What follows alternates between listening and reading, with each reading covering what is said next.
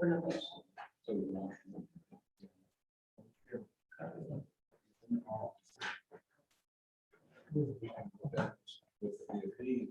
Is he here?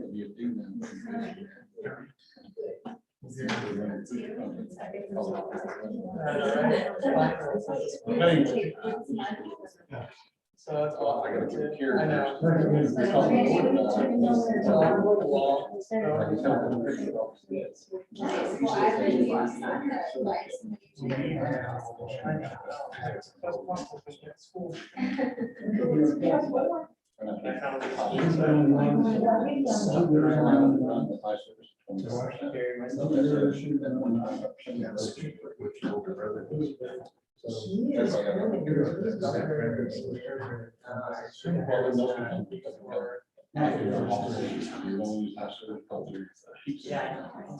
don't know, that's again, that's a question.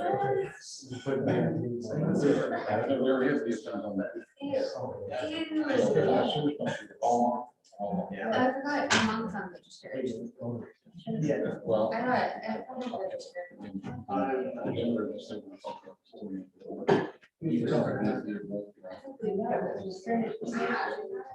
what do you eat, right? Yeah, 701 will open the town of Bartonville, May 5th, 2021. I am going.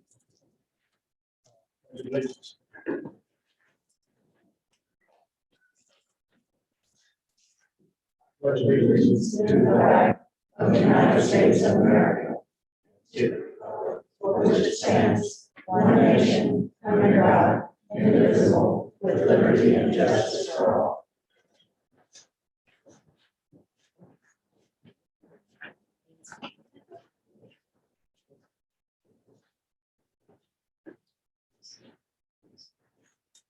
Discussion.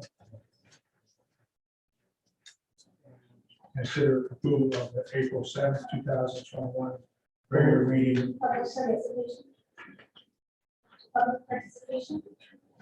Oh, is there anyone here that wants to speak to something other than the items that are on the agenda? We received one public comment card, but I believe it's related to the preliminary plat. Is that correct? Yes, Mary, Okay, sorry, I thought it was part of the okay, perfect. If you'd like to, would you agenda. like Chair Wolf, Cross Rivers Water Supply. Oh, No, would you like to discuss it during the item? I was just discussing doing that. Sorry, I marked the wrong box. Sure. so if anybody wants to speak to any of the items that are on the agenda tonight, you need to fill out one of the cards in the back of the room. Don't want to speak, and don't fill out a card. Okay, discuss and consider approval of the April 7th, 2021 regular meeting and work session minutes.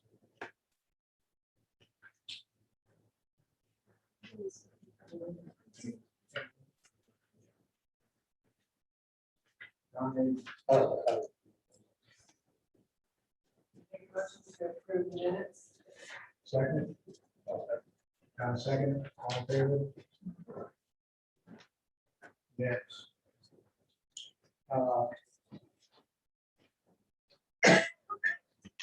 Preliminary plat Hudson Ranch, discuss and consider recommendations to town council regarding the preliminary plat for the proposed Hudson Ranch containing 85.17 acres.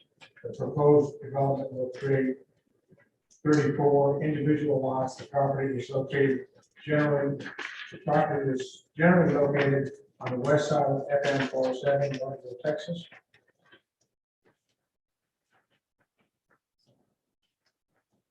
Anybody that doesn't know, it's behind Marty B's and the village center. I can give you a brief summary of the preliminary plat. Everybody has a copy of the preliminary plat package on their seat. It looks like this.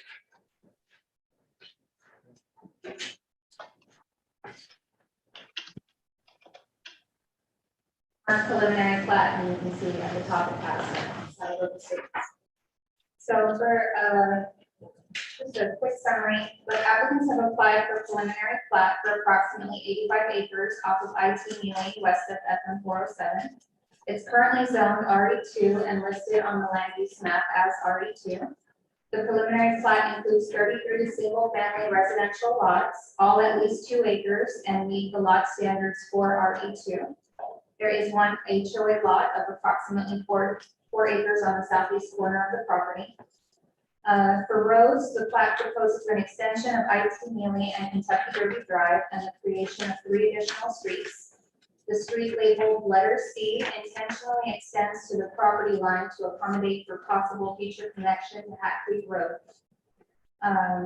For utilities, the applicant has had initial discussions with Cross Timbers Water Supply Corporation, but the applicant has requested to waive official utility company reviews until the final plat is submitted.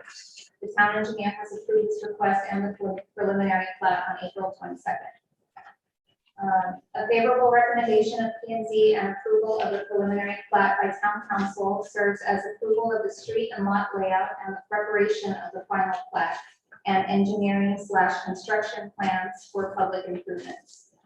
The approval of a preliminary plat is valid for 1 year, within which the final plat and engineering and construction plans must be approved unless the town council authorizes an extension. Open the public hearing at 7:06. Is this a public hearing? No, it's not really a public hearing, but we can recognize anyone who's. Chad, is it Chad? Chad. Chad Wolf. Hello, I'm Chad Wolf, general manager of Cross Timbers. We've been in discussions with the developer. We've had him discuss with our engineer. We have a easement road that runs through on the southern properties, as you'll see on the plat. We're comfortable with, as long as they meet the standards for the roads, that we would give up not the easement, but the road. We have that gain access through the subdivision over to the water taps. So as long as everything's met between our engineer ends and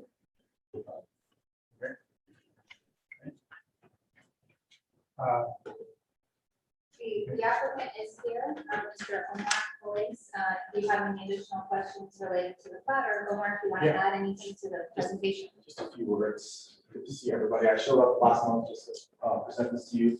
Just want to let you know we've been working really closely with Sylvia and the city staff to make sure that we meet every ordinance within the RE2. We're not asking for any variances. We want to maintain the large ranch style open field concept. The other thing I want to mention is we're not planning on selling these slots to a third-party builder. I will personally be involved in this project beginning to end, all the way until the last house splits. We're doing everything turnkey. We're planning on building really, really nice homes out here, 5,000 to 6,000 plus square foot homes. We're going to be putting an HOA in and putting some language in the HOA to make sure everything remains really nice out there, kind of similar to Saddlebrook, just to the north. And we're going to try to make this thing as nice as possible. I think both are pretty good relationships with Sylvia here and some of the folks on the staff, so we'll make sure to follow every rule that you guys have and make sure we go above and beyond the property. So just looking forward to being able to move forward with this project. Here, if you guys have some questions. I have a couple. One is just curiosity, Sure. and that is what your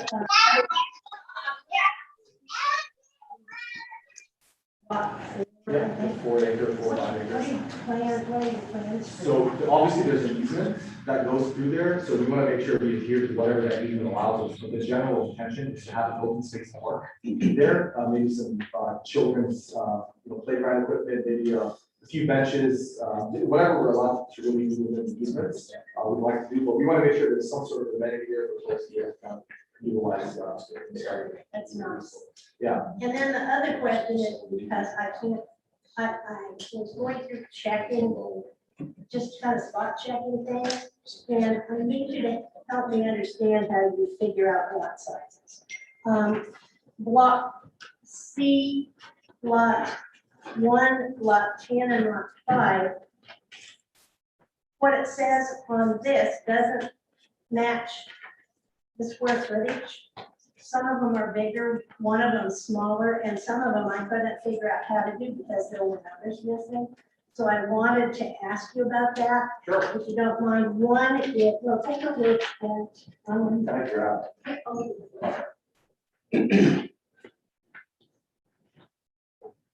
the one that's hardly any different is lot one, block C. And the square footage, I used to figure that out by looking at the 201.2 by 433.0, which comes out to just, it says it's 87,122 feet, and it's really 87,119.6, which is, I know it's just a little, but it's not 2 acres, because you have to have 87,120 square feet. So when I was fooling with that one, then you have lot 10, block C that says 87,200, and it's really 87,150. And block 5 is 87,682, but it's really, on the map, it says 87,694. So I'm not sure why there's a discrepancy. I can't tell on any of the ones that don't have two distances.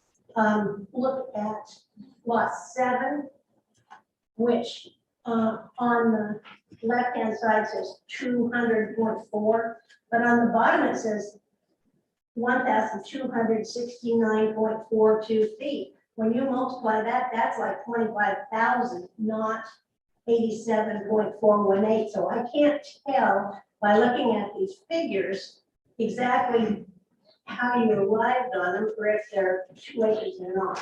So, yeah, so there's, when the engineer puts this together, sometimes there's rounding errors that happen when it's done. But there's enough, when you go from preliminary plat to final plat, the surveyor actually goes in and puts real northings and these things on there to give you the, down to the 10th decimal point of exactly where it's going to be.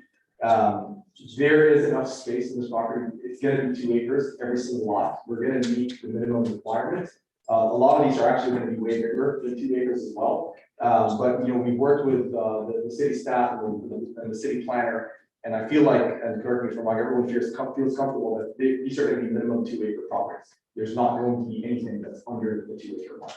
Right. So we will make sure that when this goes to final plat, the true and final numbers are on there, and it'll be exact, because when you sell this, obviously people need to have exact dimensions and everything on there. So that's something that we can work through between now and final plat. Okay, thanks. Absolutely. That's all I have. John, any questions? I already know, there's nothing at all that we need to look at, that everything looks good from the engineer's perspective. Yes, so both our engineer and our planner approved the preliminary plat. There's no need for variances. It's met all of the street frontage requirements, all of the lot measurement requirements, the size. We'll confirm those numbers, but it'll meet the 2 acre requirements as well. And when they first came to DRC, there was a number of variances and they eliminated all of those. So I did also want to make the point that access to Hat Creek, we wanted to make sure that there's a future connection there. So we actually extended this road next to like 400 or 500 feet that we were totally okay with, just to make sure that if the day came where you guys did want to connect to Hat Creek, we've got full and proper access through there, and you don't need to get anybody's permission. You can just go ahead and do that. anybody else have questions? Are you comfortable? I do. Oh. And that's the last one. I thought I was done.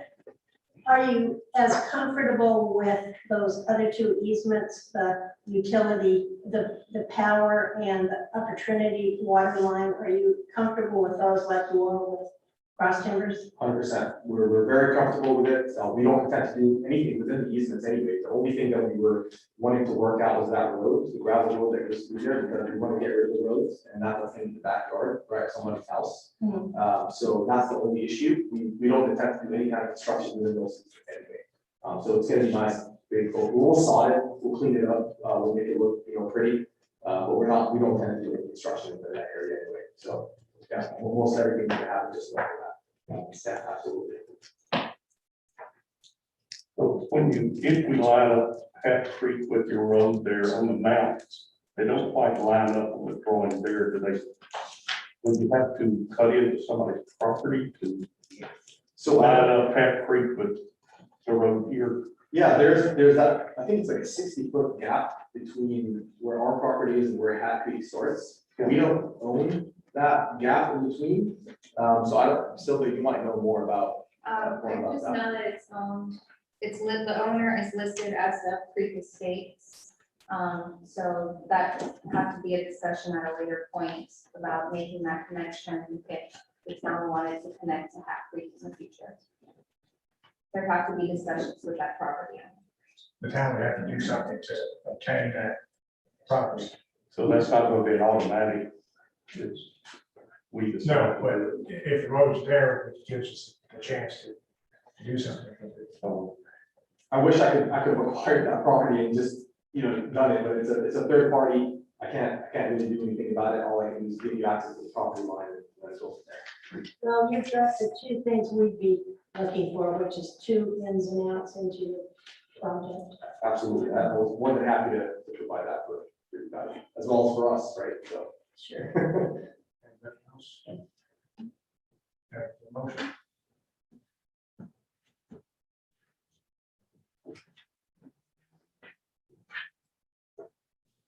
I'll have a motion to, for council to approve the preliminary plat or the property. Second, Second. all in favor? Okay. Thank you guys for your time. Appreciate it. As always, this next.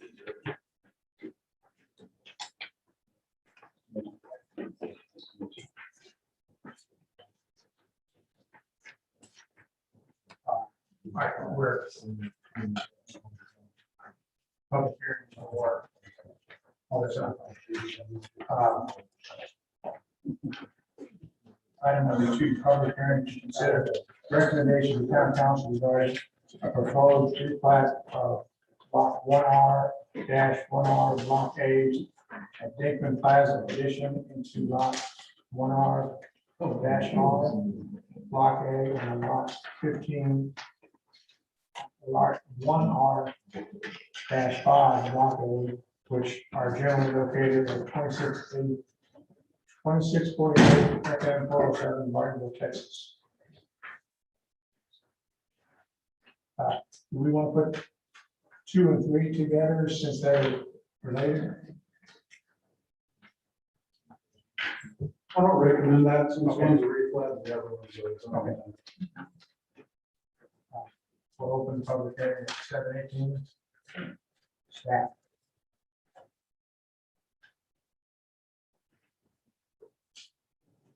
Quick summary for this replat. The applicant has applied for a replat of lot 1R-1R block A of Bank Plaza addition into the lot 1R-R block A and lot 1R-5 of block A. They're currently located generally at 2648 FM 407. The new lot will accommodate the proposed drive-through coffee shop, which is item 3 on this agenda. All major plats must be considered by Planning and Zoning Commission and approved by Town Council. This plat is considered a major replat as it establishes a new storm drainage easement and a new access easement, which will provide frontage and access to the lot. The plat has been submitted in accordance with the requirements for the town's ordinances, and the plat has been reviewed and approved by our town planner, town engineer, and staff. Applicant's presentation.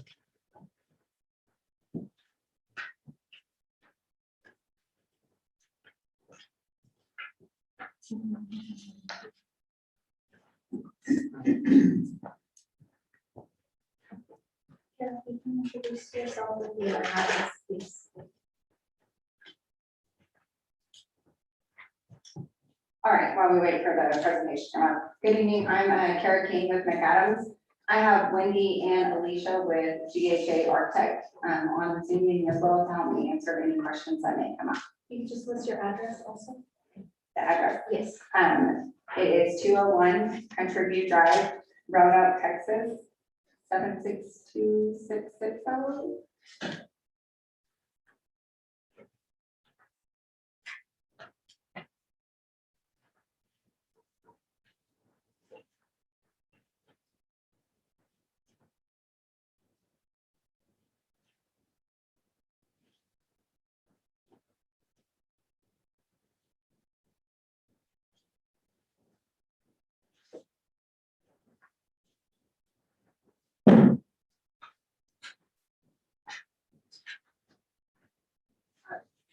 So, I'm here to present Marty's Coffee Co. It is located, north of Marty D's and south of Bartonville Town Center. It sits just north of his lot, where the extra additional parking is. Is there a way to control the slides over here? Okay, next slide.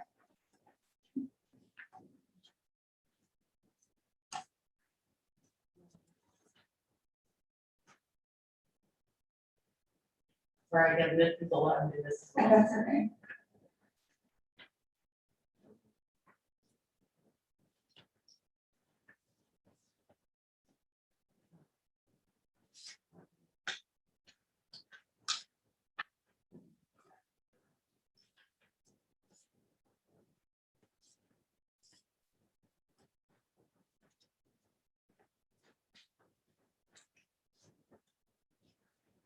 So this is just the land use. Its current land use is village center, and it is staying that land use.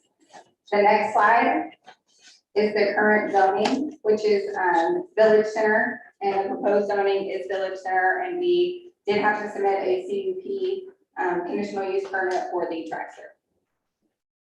Next slide. Here's the location. Once again, as you can see, the Bartonville Town Center is north, and then Marty D's is south. About IT Ely. And then the next one is the drive-through location. As you can see here, north is the top. And so the drive-through is located on the southern side of the building. And the order menu is located on the west side of the building. And then you can also see that there are 24 stacking spaces there. Next slide is the rendering for the site plan. So you can see the building, and then we've got a patio, and then the enhanced landscape in the front. Next slide. The next slide shows the stacking spaces. And as you can see, we're showing 24 stacking spaces. I believe the ordinance says that, is it 8? I think it's 8, or 5 or 8 is required. So we are well above the stacking spaces. We can make sure that we get people through there and as efficiently as possible.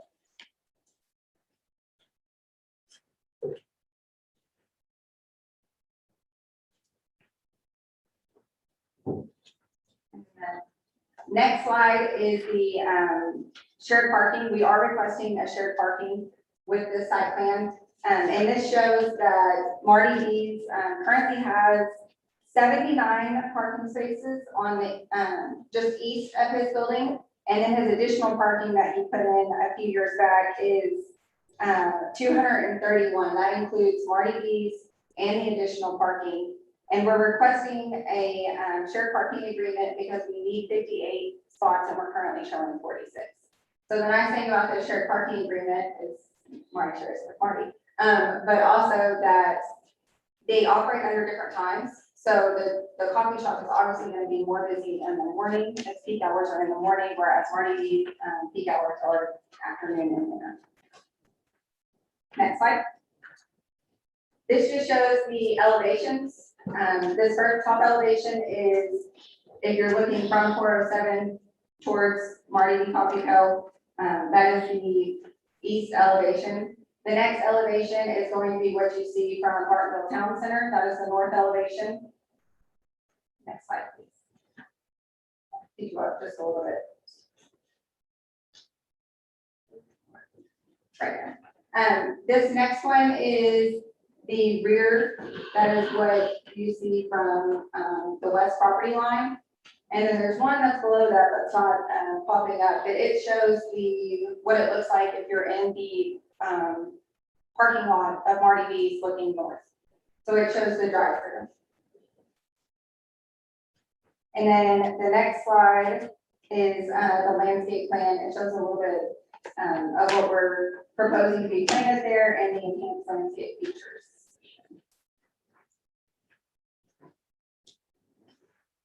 That's it. Any questions?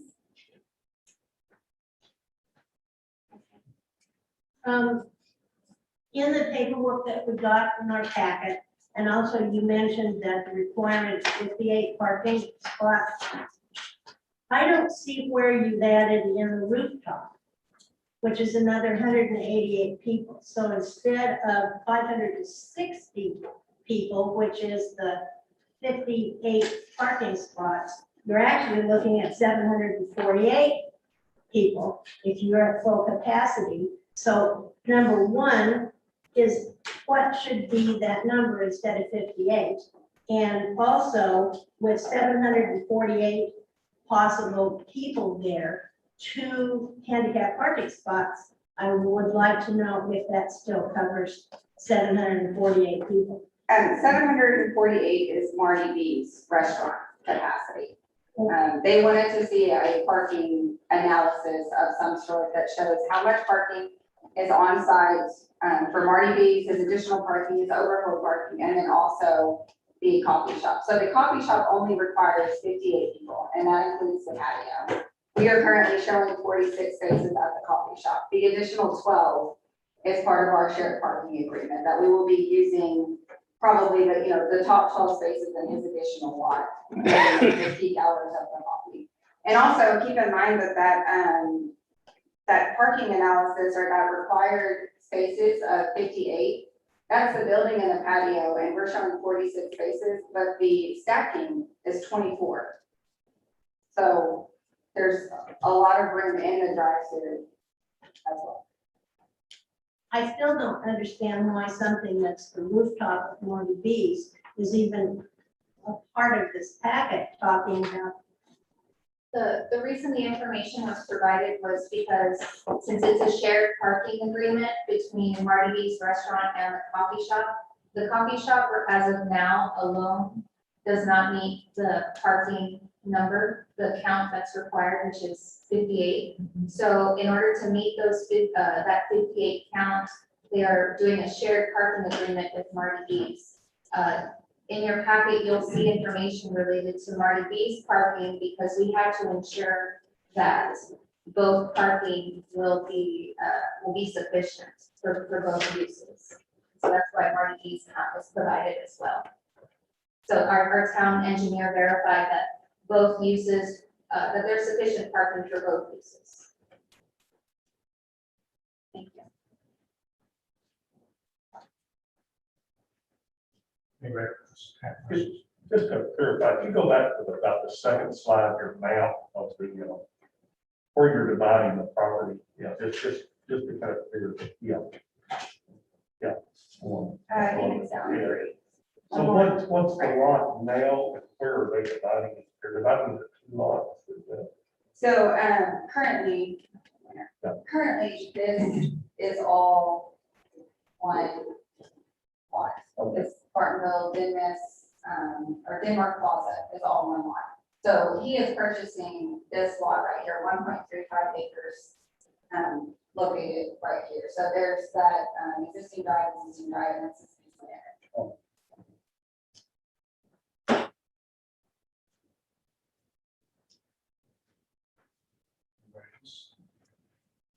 I have a question regarding those 12 parking spots that are in Marty B's parking, north parking lot now.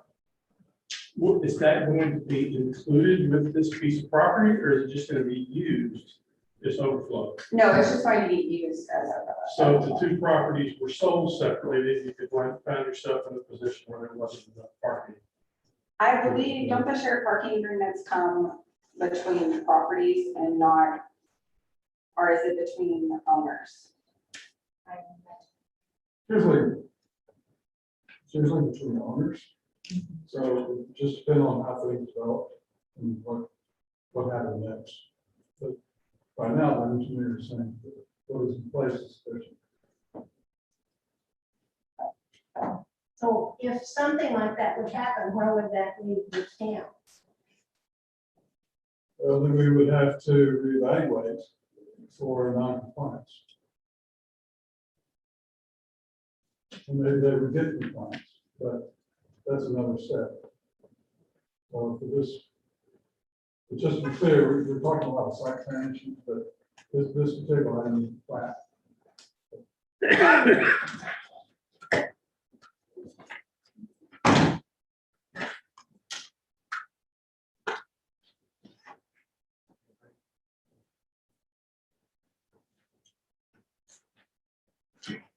And we'll close the hearing at 7:30.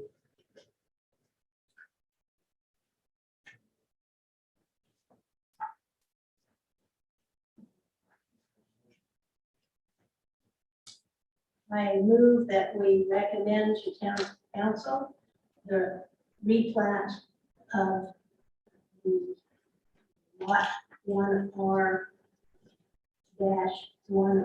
Block A Infant Plaza Edition into lot 1R-R Block A, lot 1R-5 Block A. We recommend approval.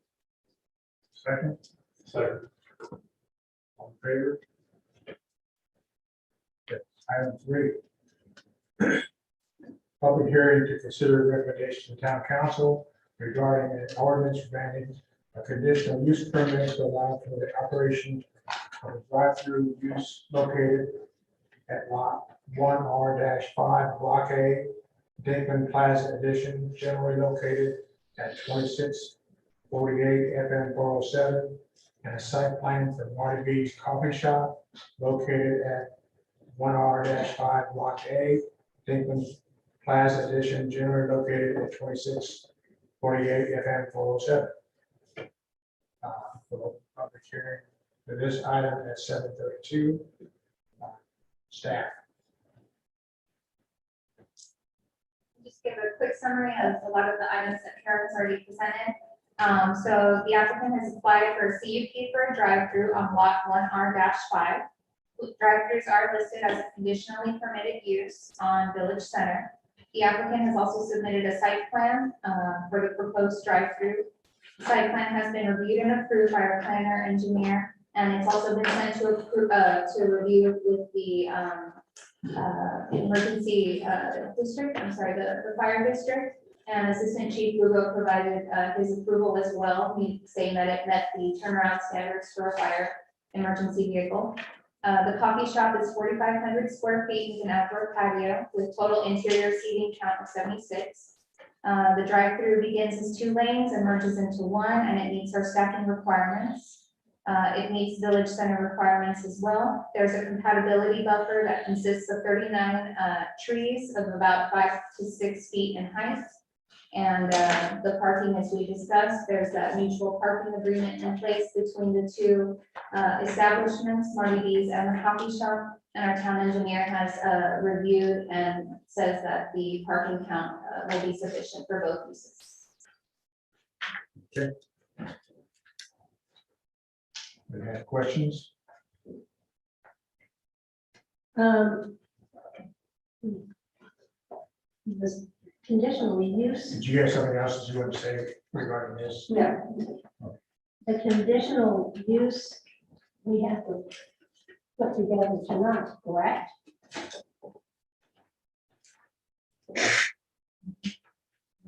So if I know that you talked about hours already, and this was going to be done previously. I believe we talked about speakers not being outside speakers, instead headset speakers, so that there wouldn't be noise traveling off the property to residences. Do you remember anything else? I could not find in my notes any of the stuff that we put together, but there's no sense in any stuff.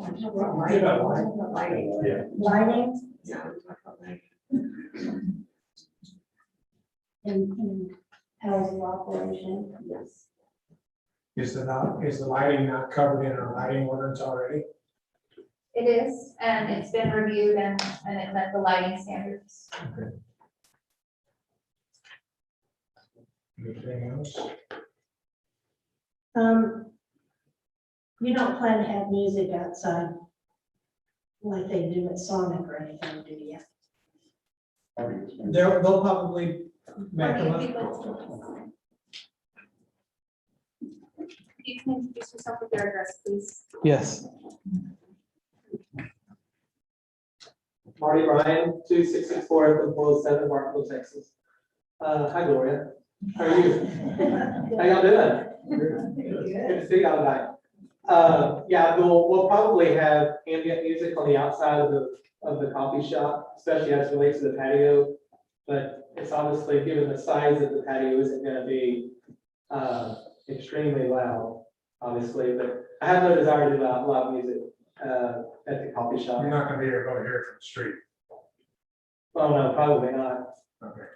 Wouldn't expect it would be. And then our desire too on the drive-through, I heard someone say something about the sound of the speaker through the drive-through. Ultimately for us, there may be a speaker used at times if there's inclement weather, but our desire is to have humans, live people out on the space in the drive-through to take people's order face to face and help expedite the flow of traffic through the drive-through. I think Chick-fil-A has done a great job modeling that. And so I'm not very smart, but I'm smart enough to know that's a good idea. It's going to give us the best opportunity to expedite traffic and serve our customers. You didn't previously talk about hours of operation. We did. Are you still wanting the 6 AM to 10 PM hours or? Yeah, I don't know that I've come to a conclusive decision on that. I think originally my goal was to open at 6 and probably close at 8 during the week, and maybe even earlier on the weekends. So that's my plan right now. A question, Marty, on your drive-through, it looks like where it comes around, that you're planning on putting some type of landscape in there that will knock down the headlights before it reaches that property to the west. Is that what I'm seeing here? I think you're looking at the, I haven't seen it, but the drive-through lane, and there's gonna be a,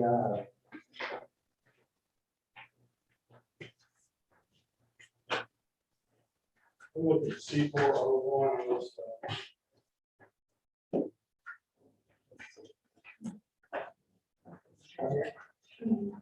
You're looking at L3.0. C401, so I'm looking at that.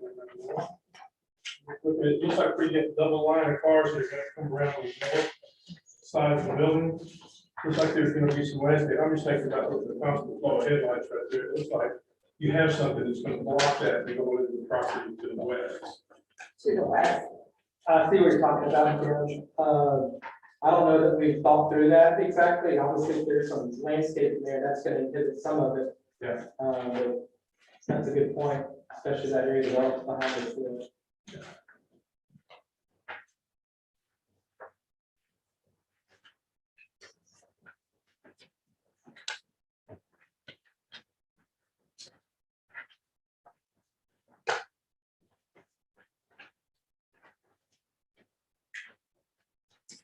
So what additional items do we need?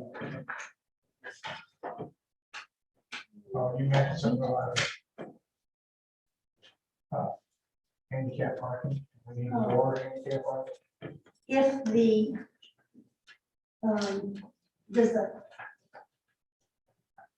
58 number that is actually going to be if you're filled is it, correct? That includes the building and patio. Okay. And that only requires 2 handicaps. Yes, ma'am. Since I'm in this situation right now, I'm really paying attention to handicap a lot. We talked about it at DRC. Is there, there's a couple things that I look at this and I don't know what your solution might be, but the distance from where the handicap parking is crossing, where 2 lanes of people coming to order from the window have to walk across there, which is me hobbling with my walker at this point. Would it not have been better to put that on the south side where it isn't so far to get to that patio thing. We talked about this. Actually, they brought it up at the DRC meeting, and it's more dangerous because the cars are coming there. So when you step out onto the wall, it's more likely for somebody to get hit by a car there than if. I don't get that, because people are coming from the north and turning into this lot where people are trying to get across. Why is that less dangerous than here where people are having to pick up their stuff and go out, where it's a single lane, not a double lane? And it's closer to boot. I don't understand. Could you enlighten us?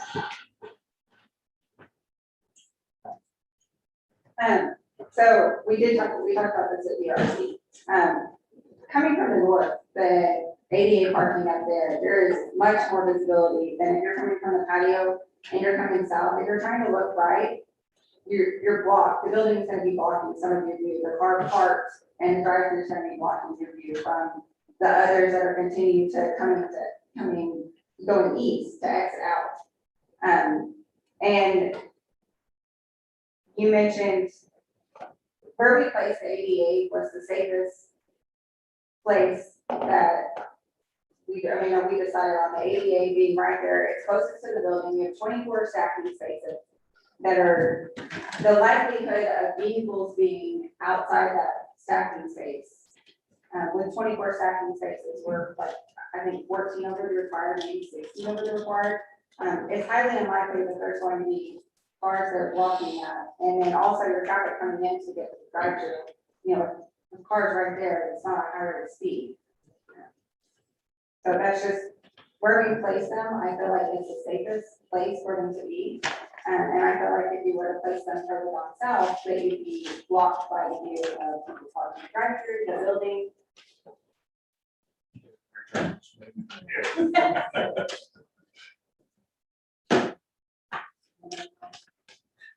It made sense when I. Just come through the drive-through.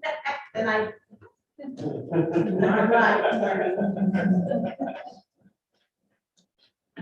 I don't think we have any questions other than we need to figure out exactly what we want to do to see future. Do we want to set the times? Or? I'm more worried about the headlight stuff and we know the lighting's okay. The hours of operation, especially when you have planned, is not as much as you had planned the first time we talked to you.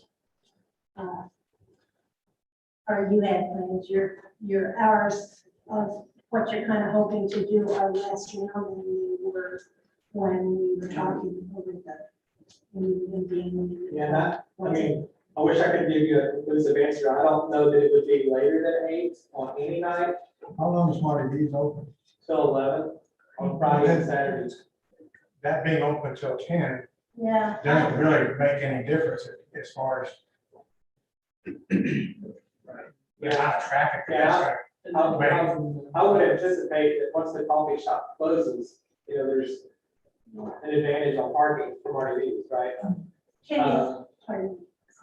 Then the only thing I would say about the lighting is that I'm gonna say that there's gonna be far more lights coming into Marty D's going west, like there currently is, than anything the coffee shop's gonna generate. So there's already an existing flow of headlights facing west as they pull into Marty D's. If they're coming, south on 407 to exit into my place. It's not where they're sitting there waiting in line, right?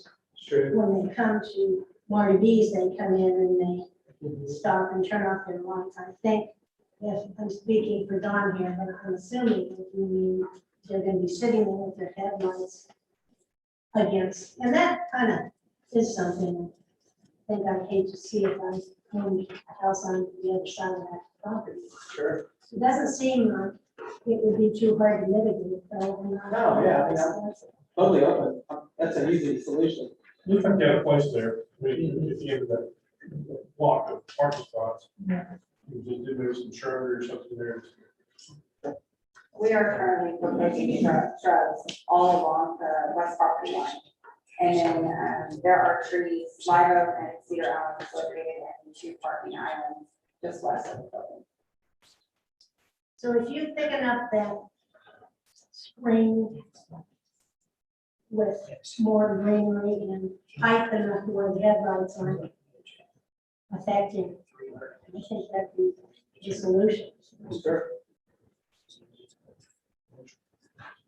If we could ask, just in case there's any questions on Zoom. Oh. Are there any questions on Zoom? I believe there was someone on Zoom who had a hand raised at one point. Are there any questions or comments? Ms. Robinson, I think we saw your hand raised at some point. Sorry, can you hear me? Yes, ma'am. Hello? Did you have a comment that you wanted to make? And if so, if you could begin by stating your name and address. Sure. It's Olivia Robinson at 1240 Saddlebrook Way, Bartonville, Texas, 76226. Thank you. Did you have a question or a comment? Yeah, sorry, I'm on my phone, so I can't tell. There's some technical difficulties, so I hope y'all can hear me. I can barely hear you. I just wanted to say we were hoping that there wouldn't be any outdoor speakers at this establishment.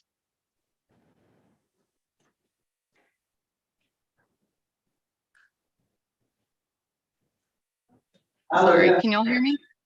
I hear you, Marty B here. How you doing? Hello, hi. Yeah, so Olivia, I don't know if you heard us say earlier that our desire would be that we would have decreased use of the speaker. Ultimately, the goal would, if we did have the speaker, it would be probably during inclement weather where our people may be out there getting exposed to the elements. Our desire is to take orders face to face at the vehicles without using a speaker at all. That would be that's what I'm trying to accomplish. But I think we have to have a speaker in the event there's a malfunction or the staff or someone doesn't show up, or if there's inclement weather, I have to have a backup plan. So I think there will be a speaker, but the desire would be to use it very little. What about for the patio for music? Yeah, I mean, if we do, we'll have a speaker out there, but it's going to be facing east. Okay, and is oh gosh, since I am able to ask this question, will this establishment be between Saddlebrook and Marty V's current floor plan? I'm not exactly sure where it sits. That's my understanding. Yes, Olivia. I was hopeful you were going to be on this and be excited that we were going to have another deafening sound barrier for you and Michael. Man, I'm hoping. Yeah, no, sorry, I'm following along. We couldn't get a babysitter, so I'm following along, but it's a little bit hard on the Zoom call. So you do think it will be a sound buffer? Yes, ma'am. Okay. But is the P&Z and the council going to address whether there will be outdoor speakers? If you're saying they will face to the east, there still could be some transparency if outdoor speakers are allowed. And I'm not talking about for the drive-through. I'm talking about for people sitting outside, listening to music. Or Out there to be quiet enough that people can sit there and have a conversation. Yeah, just as opposed to a band. yeah. Thank you, Ralph. And as a reference, the reason music is used in any restaurant setting or coffee setting is to help limit the carrying of voices from one table to another, right? So I'm having a coffee with a friend and we're having a conversation. The music is there to help cut out volume so that not everybody that you're talking, is hearing your conversation. So it'll be, I always say I want the music to be just right at the voice level, but not too far above it and certainly not below it. That's how I operate. I'm not saying that's the standard, but it's my standard. Okay, and this is for indoors and outdoors? Yes, ma'am. In, will the establishment have indoors, an indoor seating area as well? I think we see right at 100, 78. Okay, sorry. The Zoom, wish I could have gotten there. The Zoom is hard. I'm trying.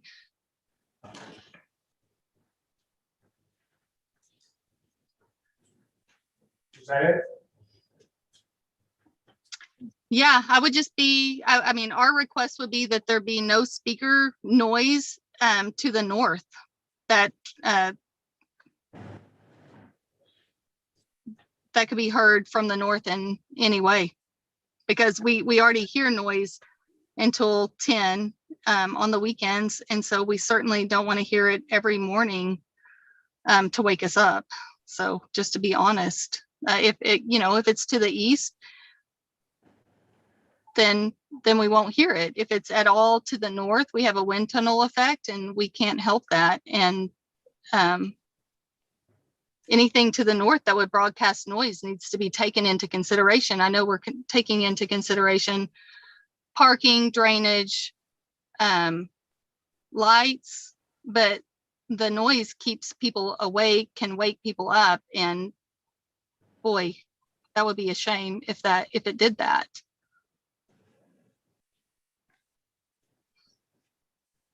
Marty, have you considered, instead of the kind of speaker where you have to stick your head out or and yell at it, using like they have when you drive through Kroger to get a prescription where there's a phone you can talk into, which would absolutely minimize sound. Yeah, I don't think in our existing environment that would be smart. Can't hear. Oh, I don't know if anybody's been to 151 Coffee. There's just several different coffee shops around town that exude a certain amount of noise. And so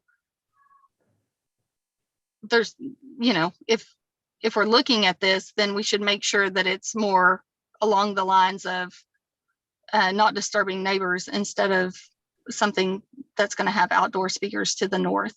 And I realize that you guys just talked about having neighbors to the west, but the neighbors to the north are already there and are already disturbed at certain times of the week. And so we were just hoping that we wouldn't be disturbed at any other times of the week. Is there anything that we can describe the amount of noise? Well, Sorry. We already have in place our modified noise ordinance. So that's already in effect, in place. But as far as additions, maybe I can talk about having the speakers only face east or something, if that's what y'all are gonna think about. Response to Johnson's comments. Other than that, that's all comes to mind. the way it's laid out, I don't see how you can face it east. Because if you put them on the east side, it's the passenger that would have to talk to them.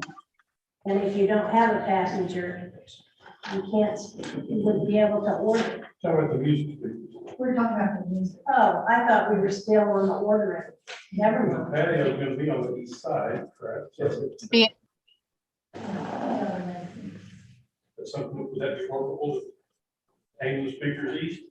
Yeah, I think that's how they were, that's the way they'll be facing.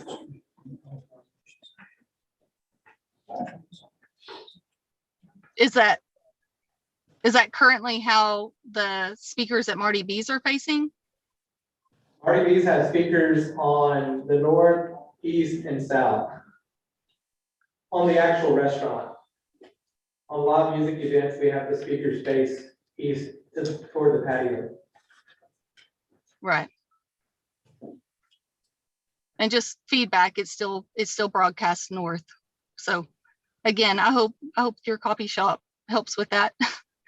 I'm certainly not speaking against it. I just want to make sure that we're not in the same situation as residents that we are in now. I can only imagine getting better, Olivia. Gosh, I hope so. I really do. So I'm sorry again. I would love to be there in person. There's a technical lapse here, but we couldn't do it. Anybody else? Well, maybe Marty, you could not have used outside and talk to your customers outside. So like if you don't have customers on the patio till 7 or 8, maybe that would be a compromise. No. Okay.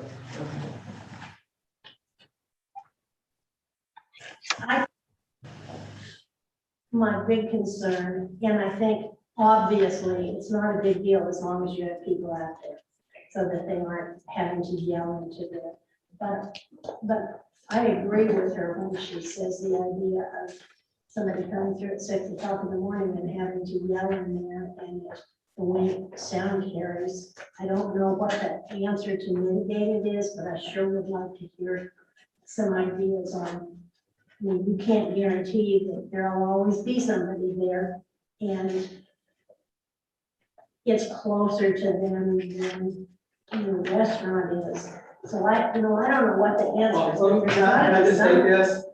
I'm not gonna do anything that compromises the sound ordinance. Anything we say and discuss beyond that is, in my opinion, irrelevant. If I'm following the guidelines and I haven't done anything that compromises the sound ordinance, I'm not sure why this is a further discussion. So please help me understand that. Part of it is that an ongoing sound, they can come out and they can test it. But if somebody at 6 o'clock goes through there when they're most of the time not there, because you have, people there, which is the optimal way to do it, but how do you deal with it? How are you gonna deal with it? We can't test it when it happens like that and it's over either. Well, the good news is, with the improvements they've made in technology on all these ordering mechanisms, you'd be amazed at how much sound they pick up without you having to speak very loud. It's not like, Jack in the Box 20 years ago. We've made some improvements on the technology. Well, I was hoping to hear that, because when we were talking about equestrian centers, we had the same thing, and we're told we can get this kind of a speaker system that doesn't, these don't carry like these, so I'm assuming you're looking for the one that carries the least possible. Well, here's what I can tell you. I have zero desire to disrupt anybody's livelihood in anybody's neighborhood. I think the record shows I have gone above and beyond for 3.5 years to satisfy any concern anybody has ever had about anything I do at Marty B's. We're not a perfect business, but I think we've handled and demonstrated that anytime there's been an issue, we've resolved it in the most professional fashion possible. And I have not in 3.5 years been issued a single citation for any sound ordinance, even with loud music. And I can't imagine a coffee shop is gonna compromise a sound ordinance. I mean, please help me understand if I'm missing something.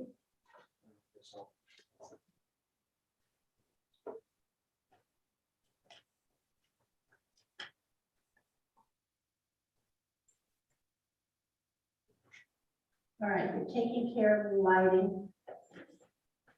Hours of operation is moot.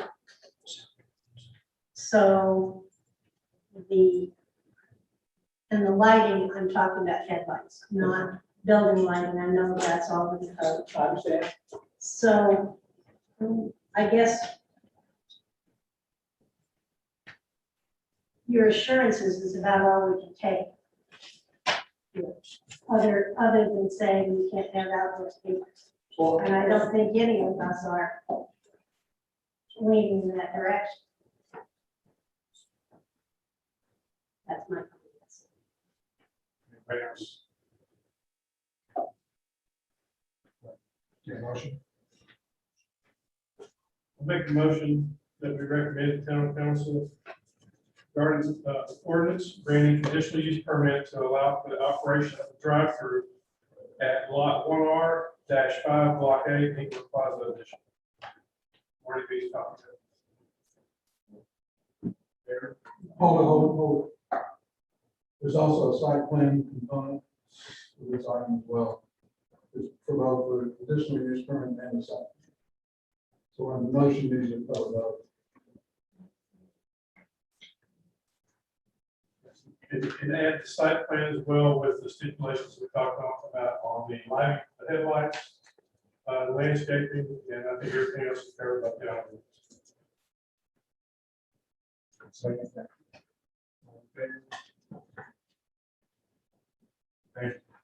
Thank you all for your time. It'll be amazing. Y'all just gotta come check it out.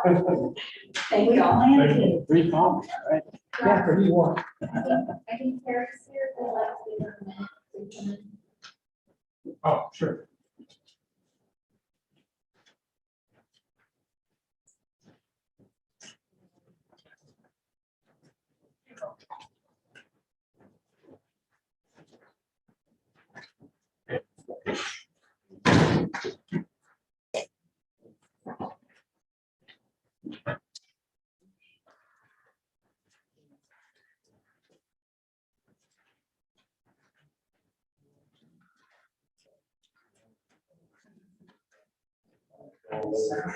Okay.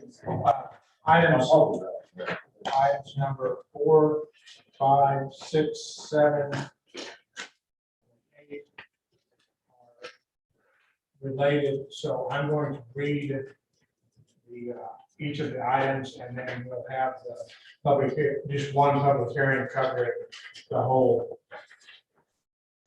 thing. Number 4 is public hearing to consider recommendations to the town council regarding an ordinance to change the land use designation in the town's comprehensive plan for tract 2.067 acre tract in the town of Martinsville, Texas, from residential estates to RE2 rural business. This tract of land is located at the southwest side of FM 407, adjacent to Leslie Lane, Martinsville, Texas. Item number 5, public hearing to consider recommendation to the town council regarding an ordinance to change the zoning designation for a 2.67 acre tract of land in the town of Martinsville, Texas, from agricultural to rural business. The tract of land is located at the southwest side of FM 407, adjacent to Leslie Lane in Martinsville, Texas. Item 6, public hearing to consider recommendation to the town council regarding an ordinance to change the land use designation in the town's comprehensive plan for 12.52 acre tract of land in the town of Martinsville, Texas, for residential estates, RE2, rural business. Tract of land is located at the southwest side of FM 407, adjacent to Leslie Lane, Martinsville, Texas. Item 7, public hearing to consider recommendations to the town council regarding an ordinance to change the zoning designation of a 12.52 acre tract of land in the town of Martinsville, Texas, from agricultural to rural business. The tract of land is located at the southwest side of FM 407, adjacent to Leslie Lane in Martinsville, Texas. And item 8, public hearing to consider recommendations to the town council regarding an ordinance changing the zoning designation of a 74.63 acre tract of land in the town of Martinsville, Texas, from agricultural to residential estates, RE2. The tract of land is located at the southwest side of FM 407, adjacent to Leslie Lane in Martinsville, Texas. At 8:04, we will open the public hearing.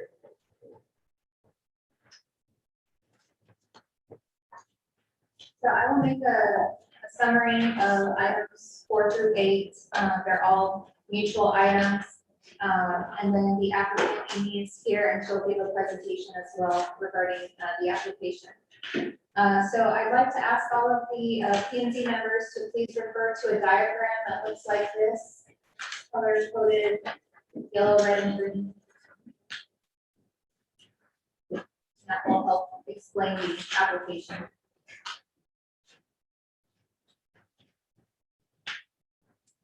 There are, At some point here, I think we need to have executive session.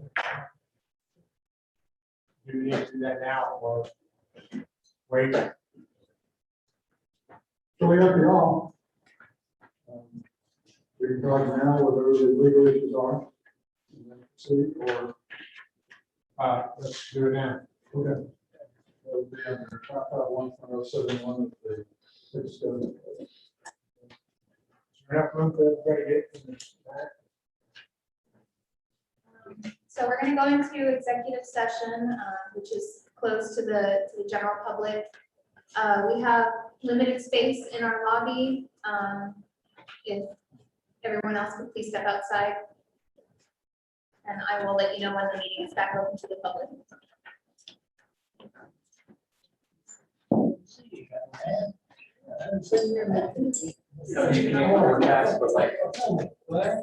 Usually take like 10 minutes, 3 hours. Somewhere between that. In between the two, okay.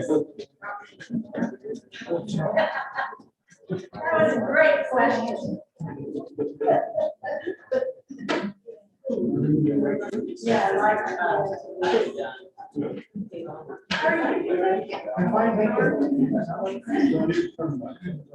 No, I'm gonna. Just a second. We're not supposed to. I'm not in the cast. I get this in breakout rooms. So don't want to start talking. So many more represented. I'm just being.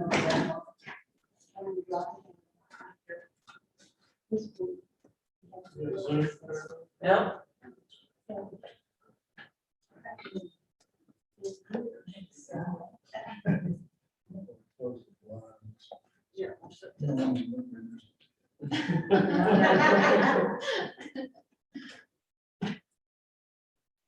Just a minute.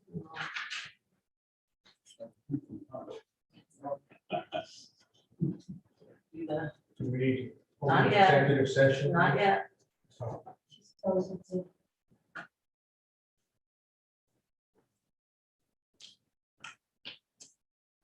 Options first.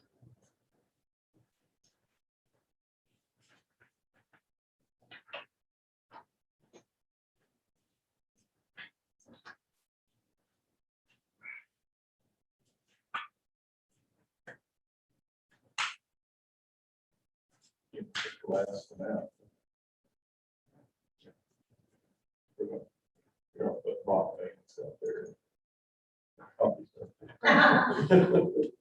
Oh, I don't have to because there's no one in there. Let's do this. Hang on a second. We learned this. Give me a second. Down here. Yeah, you're here, so I don't have to do the breakout room. We just have to unplug it. I just gotta share a screen. All right, so close the breakout room. Not now. And then share the screen. All this technology and stuff.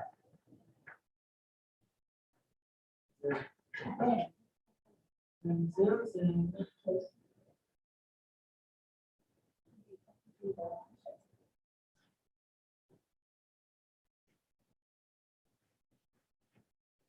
Breakout room. Right session.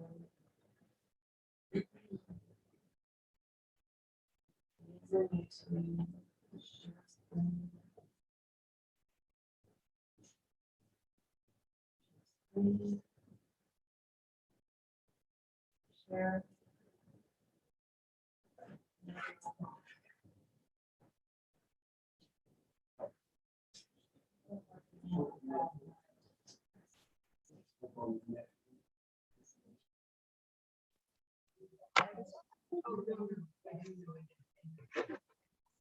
Now our assurance.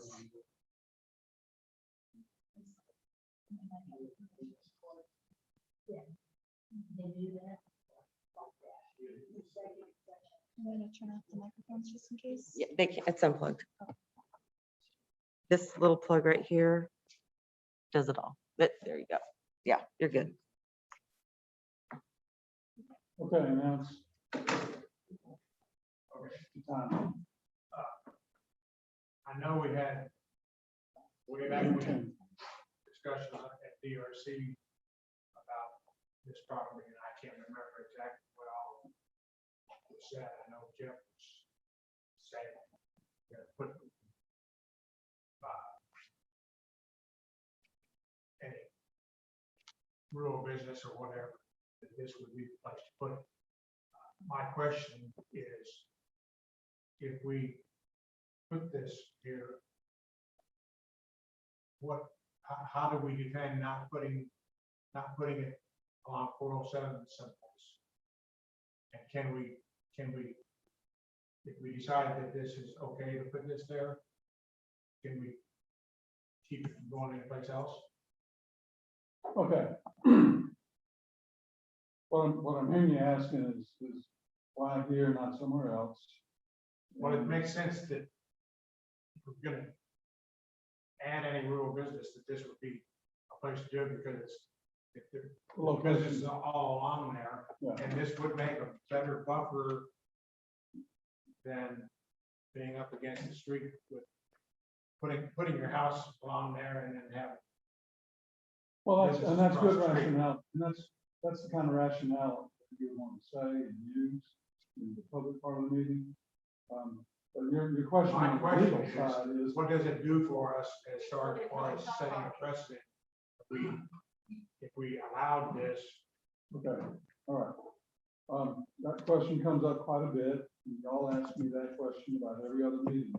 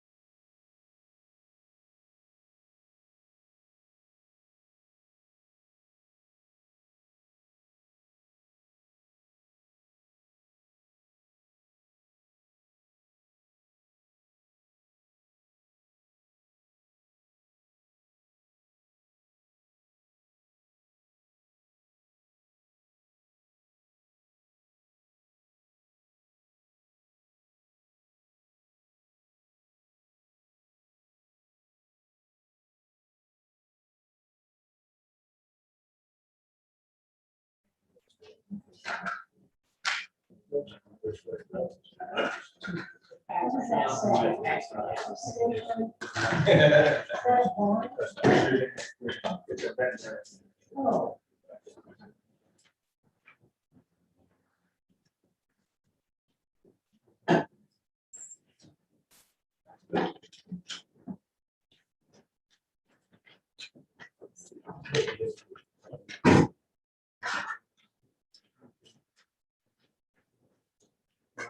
We open the public hearing. Go back and-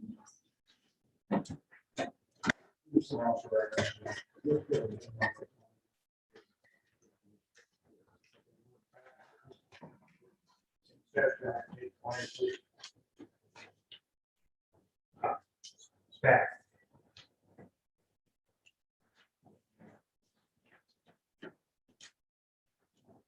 So, referring back to the diagram to give a summary of items 4 through 8. So if you look at the diagram, these applications deal with 2 different properties. And their division is seen with a black dotted line. There's the one large property and then the smaller 2-acre property on that upper left-hand corner. Both properties are currently zoned agriculture and are listed on the future land use plan as RE2, 2 acres. So talking about the first property is listed as tract A, that upper left-hand corner, 2-acre lot. So it's approximately 2 acres. The applicant would like to change the land use plan from RE2 to rural business. And if approved, they are also requesting to rezone it from the current zoning of agriculture to rural business. So property number 2 is the larger piece, and it's seen on the diagram as tracts B and C. The white dotted line represents the division between the 2 different tracts.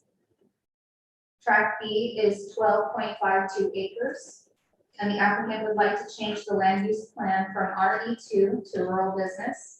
And if approved, they also request rezoning from agriculture to rural business. The lots that are seen there on tract B are just for illustration purposes. That will be discussed if approved at a later time during the planning process. Tract C is 74.63 acres. The applicant would like to rezone from agriculture to RE2, and this request is in line with the town's future land use plan.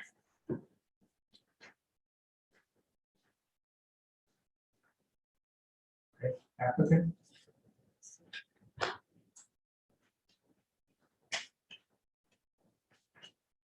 Good evening, Commissioners. My name is Amy Bissett. I'm with 97 Land Company, 100 West Oak Street, Denton, Texas, 76201.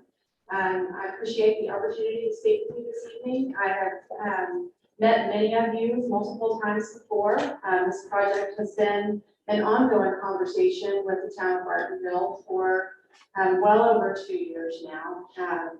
And so I kind of want to walk through the history of it a little bit and how we arrived at where we are today and what we're proposing today. So thank you very much for putting up my presentation. Will you go ahead and go to the next slide, please? So just to frame where this property is located is on the far northwest portion of town, right as 407 bends and comes down south into Bartonville. It's about 89 acres. That is a family-owned tract of land. My client is the family, the Pittner, Kelso, Riley families have owned this property for quite some time.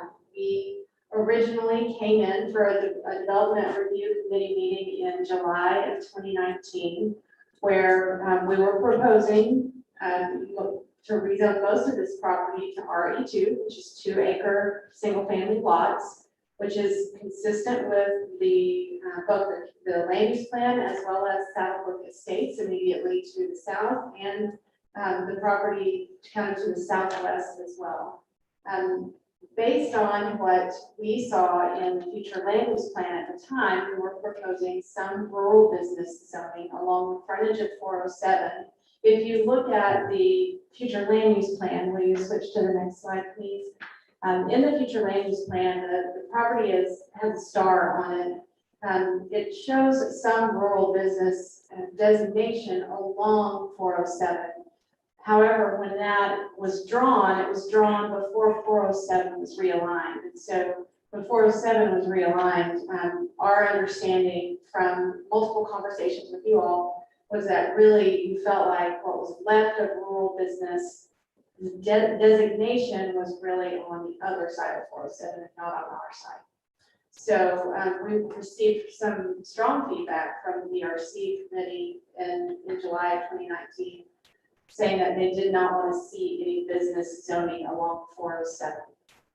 So as a result of that discussion, we began having a conversation with you all about having some rural business zoning on the back, the west side of the property, which abuts your town line and already has rural businesses that are in operation today and has the access necessary for those rural businesses.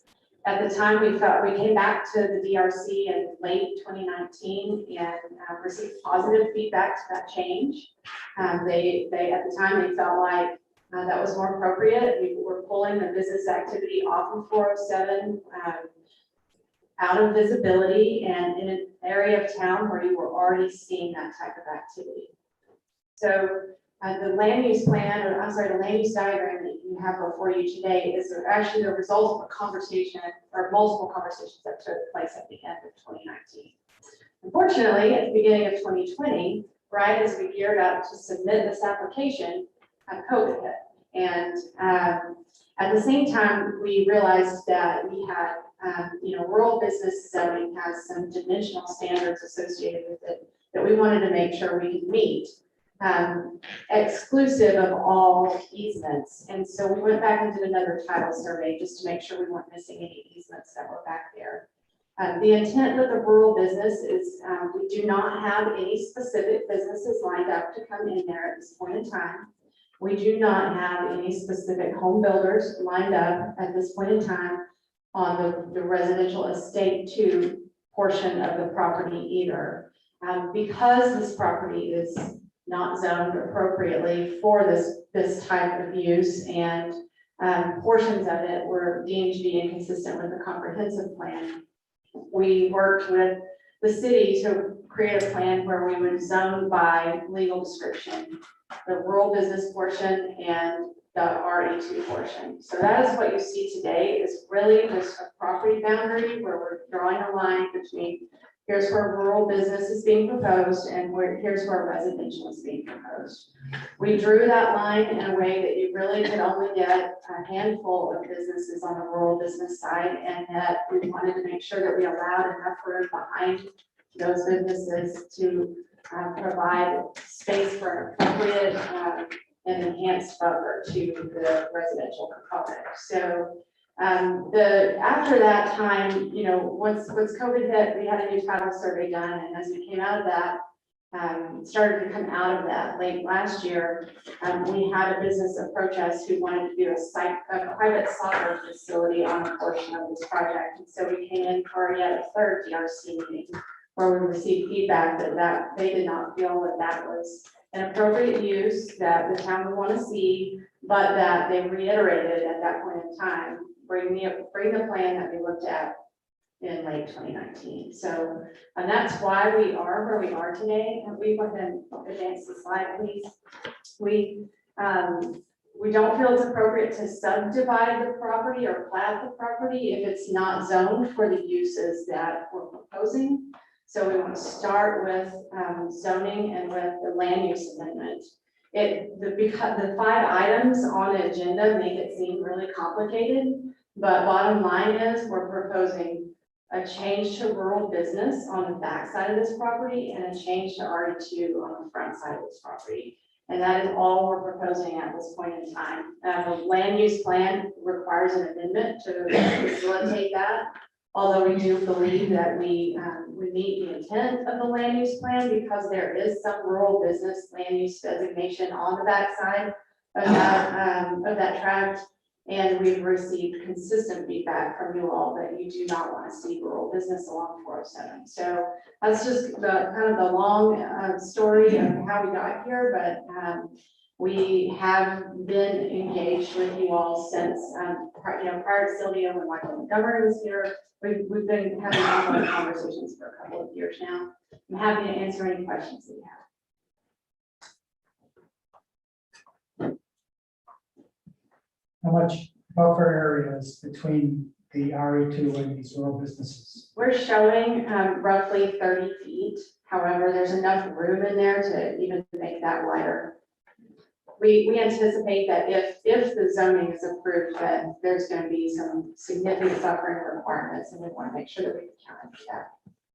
Thank you. Is your plan ingress, egress, these two white arrows you see here? These are some assumed planned ingress egress based on the feedback that we've received from you all to date. Obviously, when we go through planning and engineering, we would be responsive to where you would like to see that access take place. Which is why we really not try to lay out lots at this point, because we don't feel like we have enough feedback to determine exactly where you think the safest place to come off 407 would be. Are there some residences already along that road? What's the name of Lely? What's the name? Leasley Lane, I believe. And to my knowledge, there are not until you get back down where you see the lake on the western, southwestern portion behind that. I think there's residences back there. So along Leasley are rural business uses today. The one that runs east and west, the road. If that's the old 407, are there residences along it here? When you go back 2 slides where you can look at the aerial, I don't believe there are any residences, but I won't say for certain that there are not.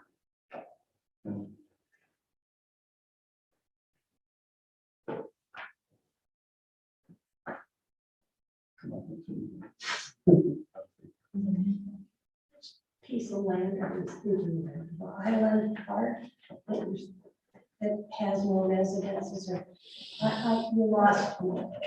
I believe the question was, are there any residences along Leasley that abut the property? That is legally runs east and west, is it not? Or I have the wrong I name. think Leasley is the north-south one on the backside of the property, and the east and west one is, we call it Old 407, Yeah, but I that's believe what it's got a new name now. Yeah, but along that old 407, I'm wondering, it seems like I remember some residences along there. There's a Yeah, I little think bar, there's a little. There's stables or something, there's a private road that goes. You go down Leasley and it kind of dead ends. The stables are fine. The stable. Yeah, the road up in. It's like I'm right not sure in if here. there's a house on there. Oh, maybe it is. It's on this, no, I live next to the property, if you guys want me to tell you what's there. sure. All right. I mean, so, you know, you guys are all guessing, so. Not that I don't want to impose, I don't want to impose, but, and if I need 2 or 3 masks, I've had COVID in every shot imaginable, so. This is all commercial, there's a gas station right there, so she's talking about this commercial section here. Yeah. So this just comes down the same dead ends, and then there's a road, this is the old highway, and then it kind of stops here, and you hang them, you go straight north. Mm-hmm. But there are no houses here. There's a pond right here. These are houses. My house is right here. That's my house right there. The only thing we're worried about is we already have enough people going through our neighborhood now with all these other places that have already been approved. That there's other neighborhoods that are attached to it. So you've got all these horses up here and the guys are walking our horses across the street. So the more traffic you direct through there, it's going to be a nightmare. And we've already had wrecks in there too. Because people are taking left turns and they're not looking right. And they've T-boned cars on that intersection. So if you start cramming more cars in here, we connect this in. See this right here? We do not want that road to be connected through. Because if this thing connects through, goes through a neighborhood, it's gonna be a total catastrophe. I mean, there are gonna be hundreds of cars driving through here. It's already bad enough now. When you go jogging, walking, the guys on bikes, I mean, the traffic is gonna be, it's gonna get out of control. So the development looks fine. I mean, I'm here, I'm not gonna be too thrilled because I'm usually staring at this lake in my backyard, which was nice. I wanted to buy this thing so that this wouldn't happen. But bottom line is, I mean, if these are 2-acre lots, I just don't want to see more traffic going through our neighborhood. I just want it to come from over here into the subdivision if possible. So that's the only complaint that I have, but there are no other houses other than right here, anywhere around it. Where are the stables? Right here, right in the very front. So the houses, all this comes in here, and this thing loops around. Yeah. Okay, so this thing loops around, this thing connects in right here. So all these cars come over here. Thank God I'm on the court. I'm not as bad as everybody else on Saddlebrook Way. They're a lot worse off. So you direct this traffic back around, and then they come through here, it's gonna be a go road. I mean, because there are these many people coming through. Which one of those roads is Kentucky Derby? That one right there that they're tying into. This one? Yes. Yeah, We this have thing, no intention of tying into that road. This I want to thing say is that right there, clearly so- right now. There's a that's. the drainage pattern between those. You need to state your name and address for the record. Oh, yeah, Monty Jolly, 1365 Saddlebrook Court, Bartonville, 76226. Appreciate it. So our initial drainage analysis has the drainage being handled in that area. So there, to put a road through the middle of that would not make sense for us. We've done multiple theoretical layouts of lots in this area, and not once have we contemplated connecting there. And that would be something that you all would direct us not to do in planning. At this point, that's not part of what we're making a decision about today. Right now, the decision is, do we allow rural business, additional rural business or not? So. Questions? Opinions? So the buffer for sure would not be a road? No, it would not be a road. It would be a landscape buffer and probably some sort of fence screening as well, depending on what you all told us you wanted to see there.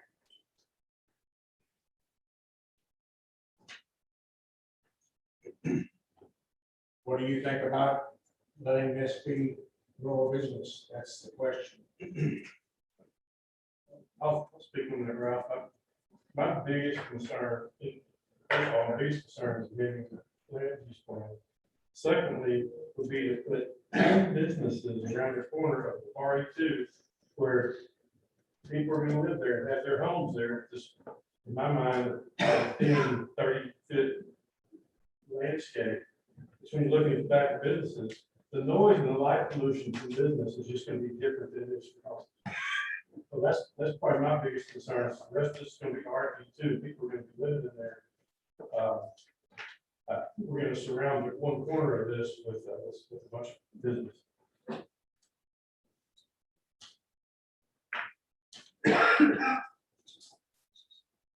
I can see the 2-acre being a business more than the 12-acre.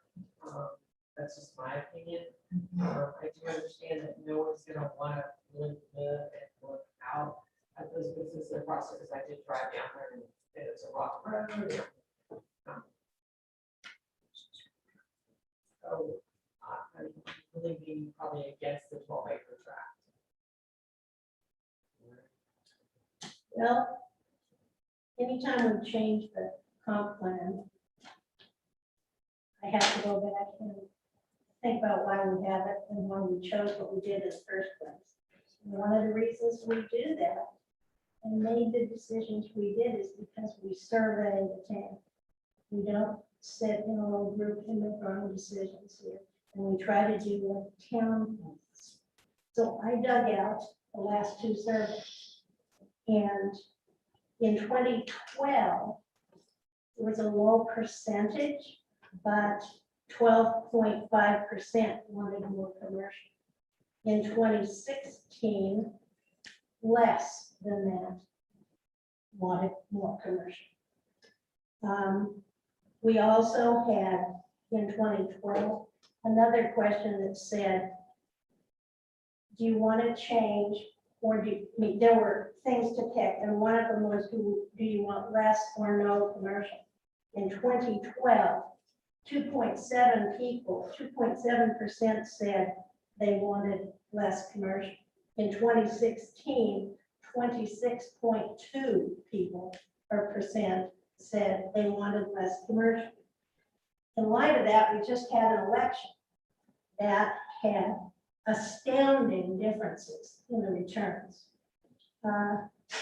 And we had one person running who put progress and safety as his tagline, and he got 23.6% of the vote. And the Keep It Country candidate got 76.34%. Likewise, the other race was the same way, and it always comes down to land use.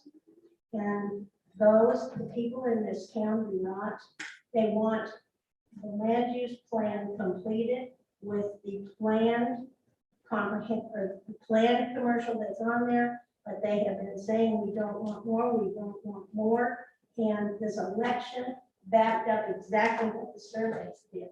So I'm against changing this to anything but RA2, which is on the comprehensive list.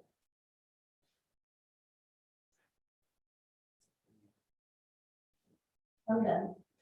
Yeah, I'm pretty much of the same mind that I think the town has spoken that they really do not want to see more commercial.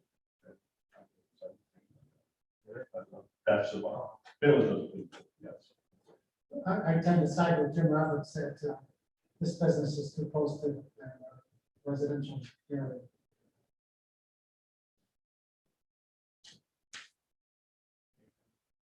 I just think that Bartonville is unique in this entire area.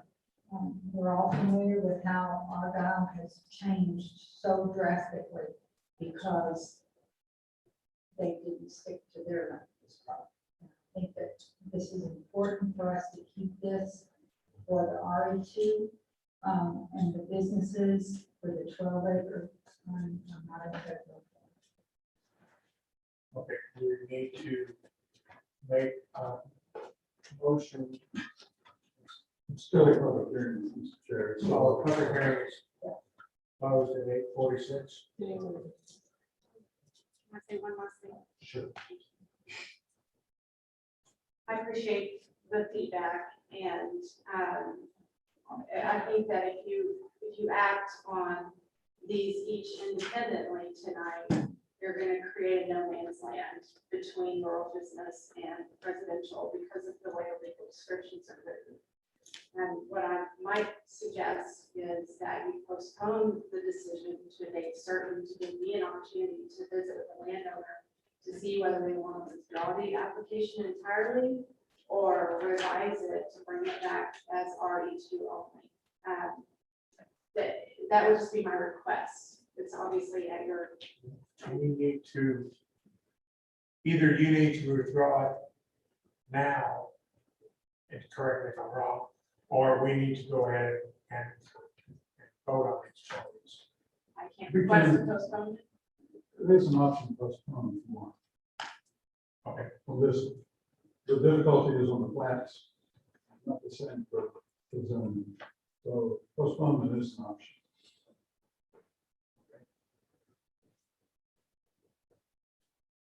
Motion to postpone.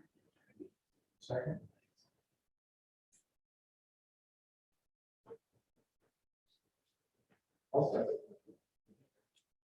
Do we need to, can we vote just on the whole thing or do We need to vote on each item and then postpone it to a date certain. So I would recommend moving postpone it to the next zoning commission meeting if that's sufficient time next month.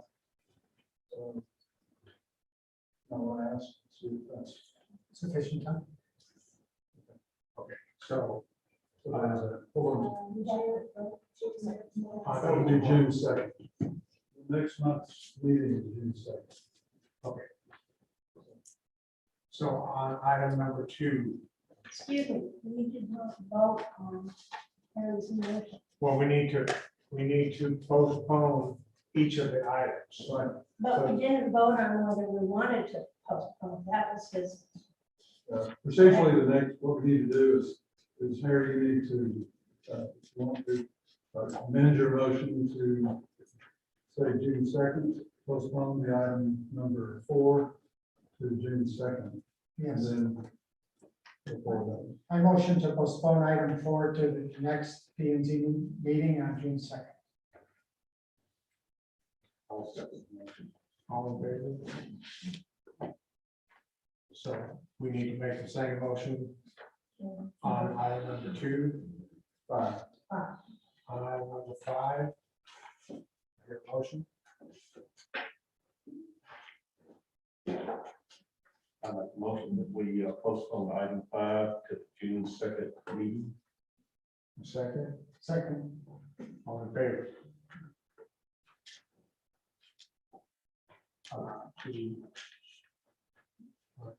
I'm not seeing all hands, so you might want to. I wasn't seeing all hands. Oh, Mr. Chairman, so, postponement? okay, with the alternates, That's fine. So, yeah, We have forms, we don't know. right. That's right. So, no, Okay.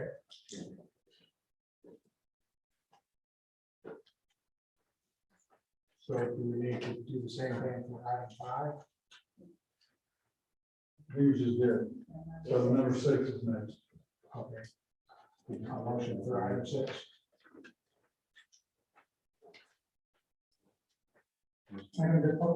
Motion to postpone item 6 to the next P&Z meeting on June 2nd. Second.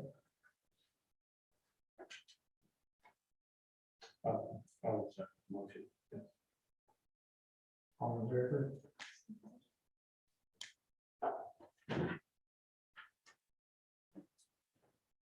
Yes. Item 7. So was that Three. 3 and 2? Yes, that's a small thing.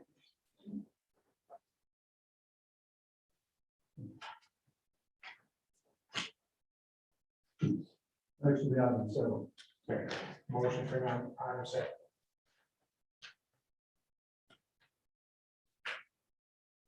Motion to postpone item 7 to the next P&Z meeting on June 2nd.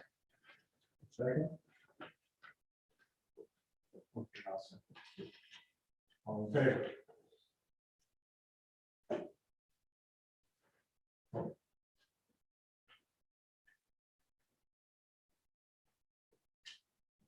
Who's opposed? Okay, 3-2. Number 8. All motion to postpone item 8 to the next meeting. Second. All in favor?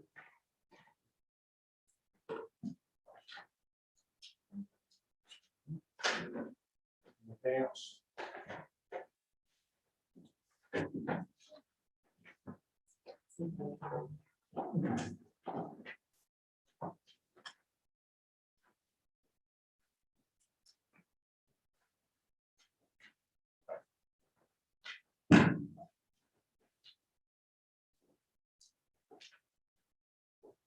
would you like to continue item 9? I need to conclude myself for item 9.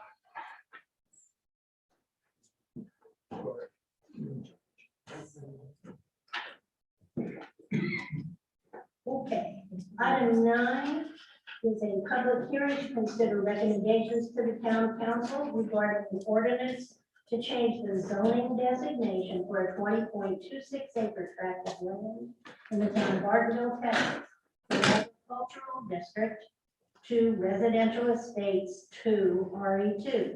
The tract of land is located at 459 McMagan Road, Bartonville, Texas. Staff? If you'd like to open. Oh, open the public hearing at 8:53, sorry.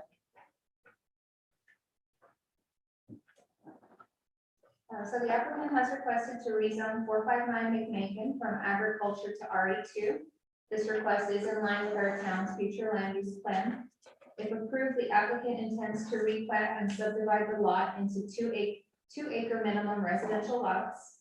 The plat will go before P&Z and town council for review due to the need for road infrastructure. So that will be at a later time should this request be approved. Applicant?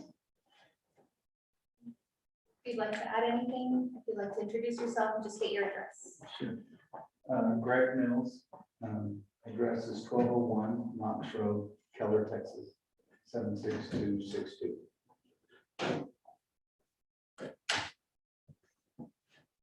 Anybody have questions?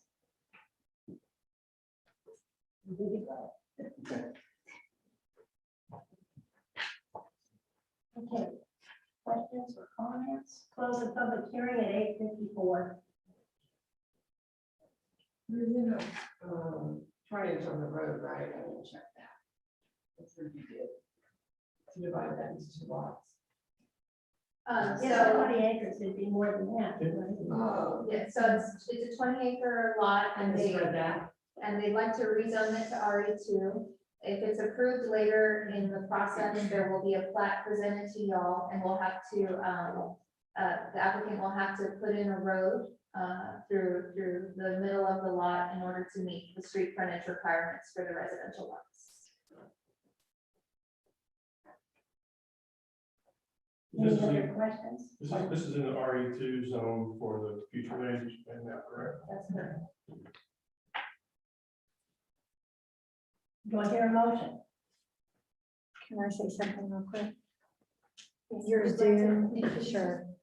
I'm Stacy Smith, I live at 601 and 505 for the same property in McMakin Road. James Kennemer is trying to, he's watching it on Zoom, but he can't get in through the microphone, now I'm hearing him. He's still, he hasn't raised it. Mr. Kennemer, can you hear us? If you'd like to unmute your microphone.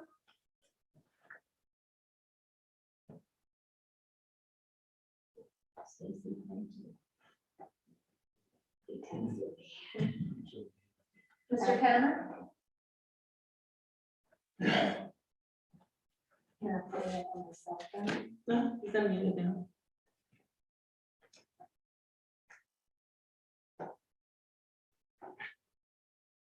So if I'm here, if it's okay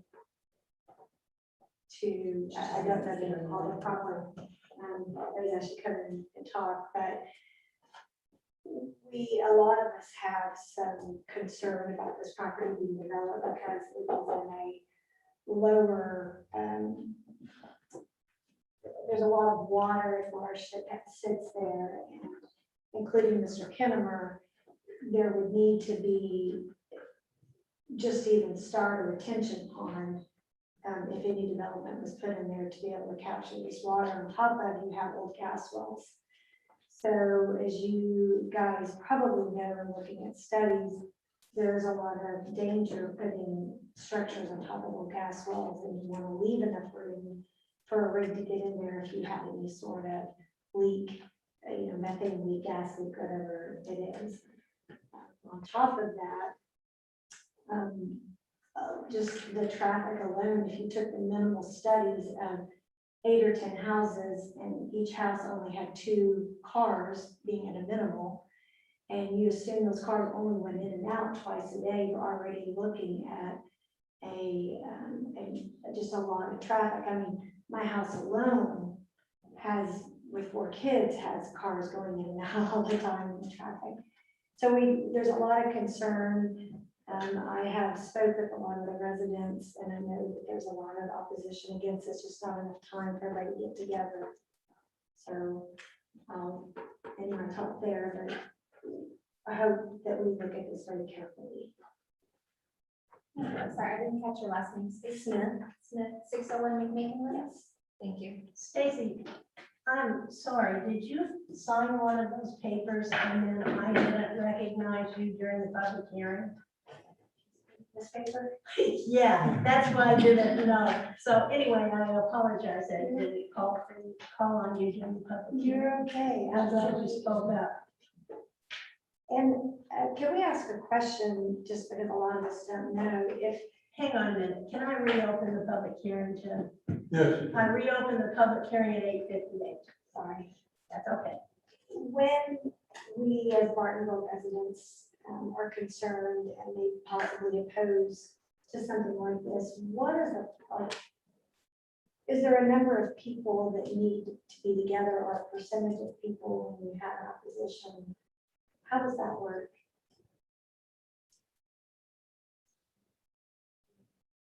Yeah. What's that number? Just whoever wants to oppose it can oppose it. And is the best way to do that through,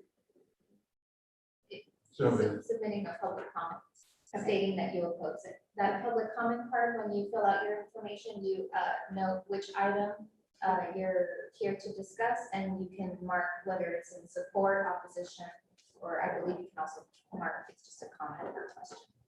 you can also write you. Yes, a part of the, when I send out the agenda packets, when I post them publicly, there's also links that have access to those public comment cards. You're also welcome to email me, or well, it would have to be in writing, so you're welcome to email me, and I can include any comments in our agenda packet as well. okay, so. Thank you.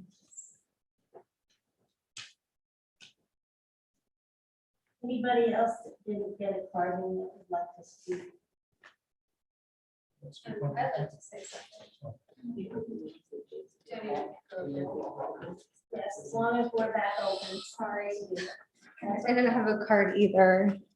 My name is Rachel Lees. I live at 1667 Burton Road.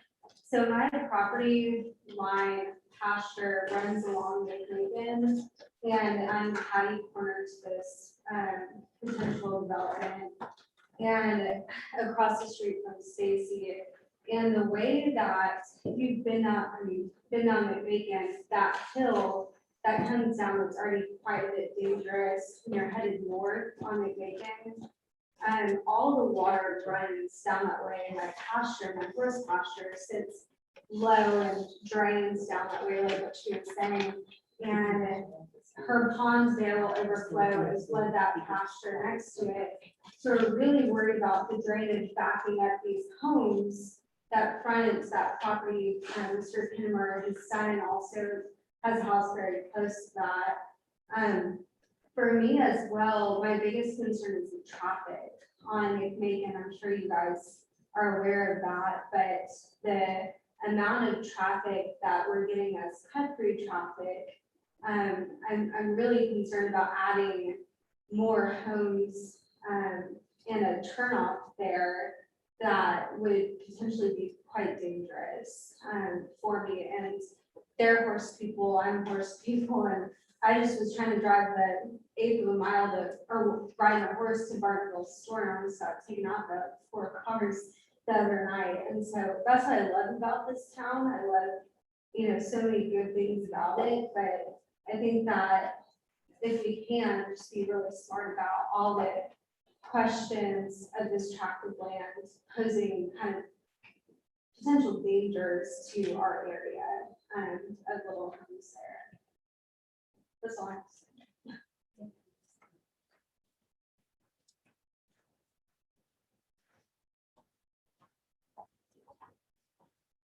Appreciate the concern.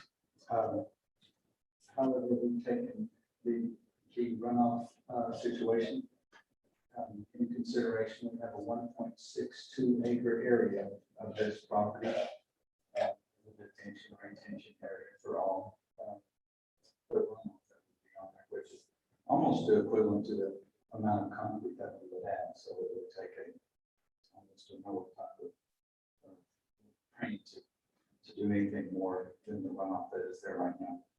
As far as the gas wells, that property was actually separated out of the residential lots. We have an environmental study that has been done on that property, and there's absolutely no negative effects left over.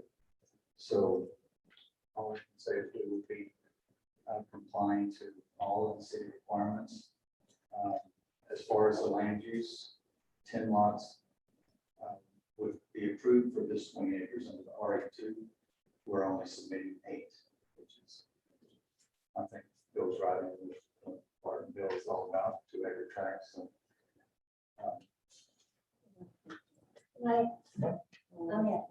Two questions, please. Around that oil well location, or gas well location, has there been soil remediation done there? we have an environmental report, which I'm showing that all that area, the whole 20 acres has been tested and there's no residual. Weren't there, contaminants there. Now, will that, you said it's not going to be included in the bill? That is correct. We're separate. There was a 100-foot radius around the wellhead. That is a no-build zone. We're separating that. So the 8 residential lots that we're submitting will not even be. What will be done with it? Is that part? Well, there's 2 options. It can be a public area for that neighborhood, which we would need to create an HOA because of the detention pond. There would be maintenance needed to be done, keep the detention pond mowed or whatever, so there'd be an HOA. And we have 2 trains of thought. That could be a little park area, or it is allowed to be a pasture, garden, even paved over that area. So it could be offered to one of the residents on either side to just increase their pasture area. The only restriction is that you can't build on it. And again, with the 20 acres and only 8 lots, there's plenty of room left over to separate and carve that out along with the detention area. Just the wellhead, that white square that we see on there? Yes, yes. Okay. Is that well capped or is it permanently They are plugged? permanently capped and plugged and abandoned. That's different. It isn't a case where they would come open it back up again once No. it's That's permanently not capped tracked. or They're plugged. done. They are done.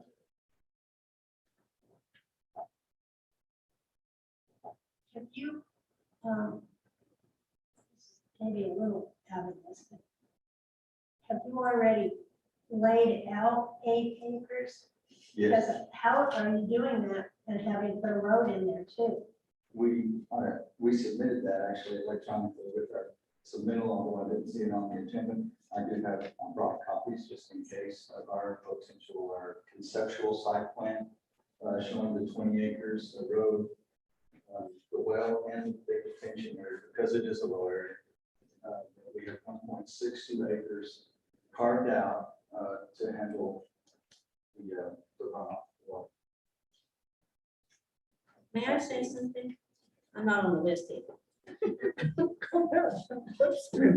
One more, and this is it. Okay. We live at the corner of McMakin and Landfall. Let me tell you what that place. If you'd like to say A lot. your name and address, please. Priscilla Davis, 1660 Landfall Trail, Bartonville, 7626. Anyway, every time we get a big rain, we get flooded. Any more water, something like that for us. We already have a moat around our house that will run off. So I don't know what to do. My concern is the water. Is the water coming from this property? Yes, across McMakin, onto the Arby's property, onto our property, down around our house, onto the Skaggs property, on down to wherever it goes. And we have been flooded. Now, the people next door, the Jordans, spent $30,000 trying to stop the runoff so they didn't get flooded again. There's a lot of water that comes from that property. I'm just saying. So do we have a topography of that? Right? No, since this item at this time is only for the rezoning, there's been no research done at this time regarding the drainage impact. But that is something that our engineer would have to review with the plat process. And that plat would have to go again before P&Z and town council. So the drainage can be addressed at that time and would have to be approved and signed off on by our town engineer. And if I'm not mistaken, in our ordinances, when you create a subdivision or even a single house, when you build it, it has to be engineered so that you do not create, that you do not block water flow that's natural, but you also cannot put enough cement down or anything else to allow an increase of water off of the property when you develop it. So there are things in place to address that, and that's what our town engineer would also be addressing. It So, could end up fixing your problem instead of making it That's correct. worse. That's what we would expect as camp. With every new building permit that we receive, yes, our town engineer does a grading and drainage review for every new house that's developed. In addition, he has to do that for any building that's over 1,500 square feet. So any additional accessory buildings that may come in the future, should this be approved, would also require additional grading and drainage studies. Thank you. Okay, I am officially again closing the public hearing at 9:09. Real quick, James Kennemer is trying to call in. He's gonna try one more time. Yeah, I think I'd like to say something. On that map, John did 1660 Land Farm. Part of the problem is going to be the runoff off the side of that hill going from across McNeese. From more Rouse pasture. Rouse pasture and instead by the pond that's south of us. All that water running off the side of that hill going to that pond. Pond's going to overflow down to that public, get on the Rouse land, and then we had to build drainage ditch when we bought the property to suffice the amount of water that we had to take out because we removed two ponds.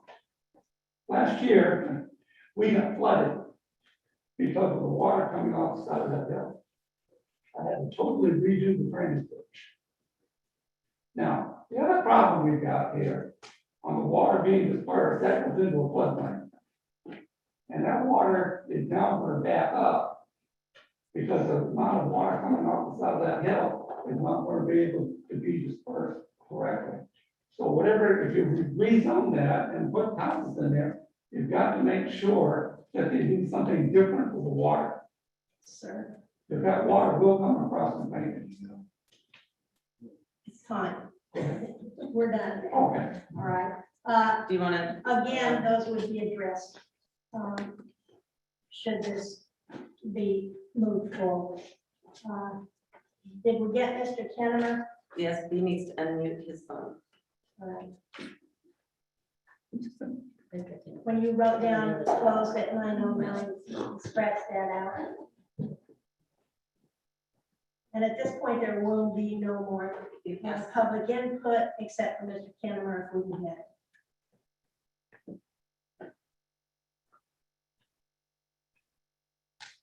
Hello, can you hear me now?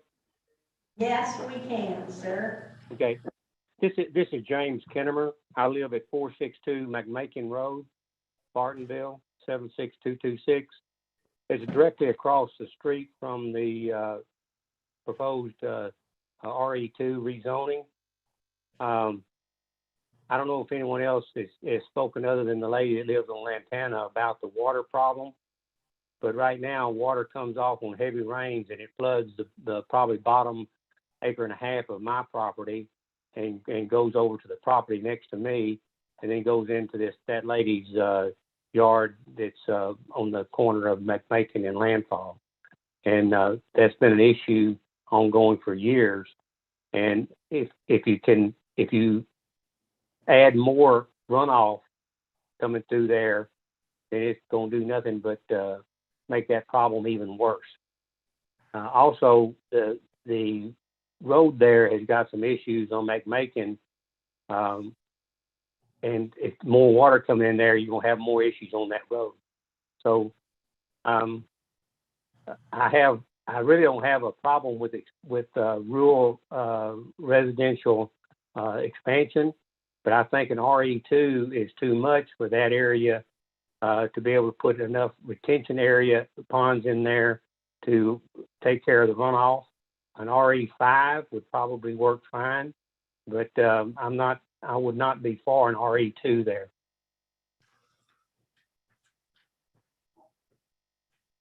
Thank you, Mr. Kimmer.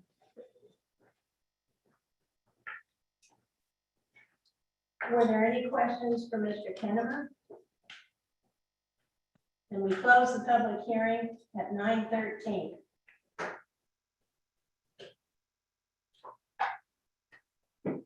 Okay, what we are addressing tonight is one thing and one thing only, and that is to rezone this or zone it from ag to 2-acre R2, which conforms with the land use plan and meets all the requirements to do that on the land use plan. So that's the only thing that we are addressing. So flooding and all that, should you choose to vote for this, will be dealt with further down the road. So are there any more comments? Are you ready to make a motion?